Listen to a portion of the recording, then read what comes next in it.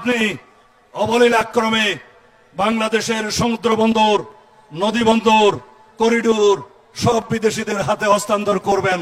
কি চুক্তি করে এসেছেন? কি এখতিয়ার আছে আপনার? কি ম্যান্ডেট নিয়ে এসেছেন? আপনার একমাত্র ম্যান্ডেট বাংলাদেশে একটি সাধারণ নির্বাচন অনুষ্ঠান করা, সুষ্ঠু, নিরপেক্ষ, অবাধ নির্বাচন অনুষ্ঠান করা। আমরা বলেছিলাম যথেষ্ট হয়েছে।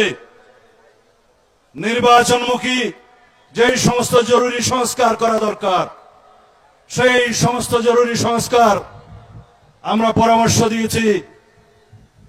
সেই সংস্কারগুলো অগ্রাধিকার ভিত্তিতে আপনি বাস্তবায়ন করে ডিসেম্বরের ভিতরে এই জাতীয় নির্বাচন অনুষ্ঠান করতে হবে। আপনি আশ্বস্ত করেছিলেন, আবার আপনি সরে গেলেন। আপনি মনে করছেন আপনাকে জনগণ অসীম ক্ষমতাশীল বানিয়েছে। বাংলাদেশের জনগণের প্রতিনিধিত্বকারী রাজনৈতিক দলসমূহের কোনো পরামর্শ আপনার মানার দরকার নাই। যদি তাই মনে করেন, আপনার নিরপেক্ষতা নিয়ে সংশয় প্রকাশ হবে। ইতোমধ্যে কিছু কিছু উপদেষ্টা আপনার নিরপেক্ষতা ক্ষুণ্ণ করে উচ্চাভিলাষ প্রণয়ন করছে।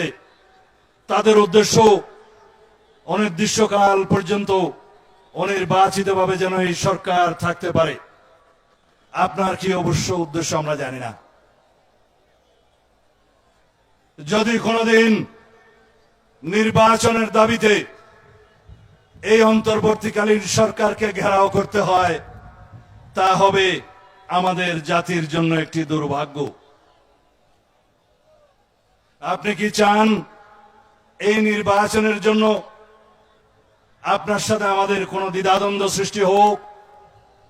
এদেশের জনগণ সংশয় প্রকাশ করুক, এদেশের জনগণ যমুনামুখী লং মার্চ করুক? হুঁশিয়ার করে দিতে চাই, প্রফেসর ডক্টর ইউনূস সাহেব, আপনি বিশ্ববরণ্য ব্যক্তিত্ব, সম্মানিত জন।